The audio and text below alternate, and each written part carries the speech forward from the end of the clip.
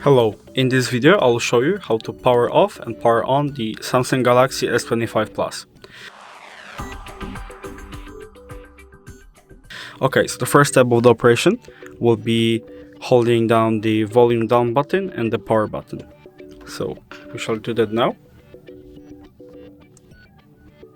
And here we'll get these four options, so we press the power off. And the phone will power off right now.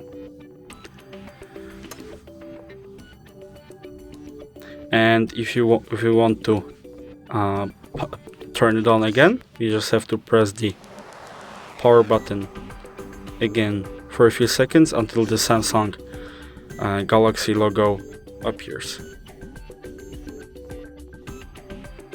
And as you can see, the phone powered on again.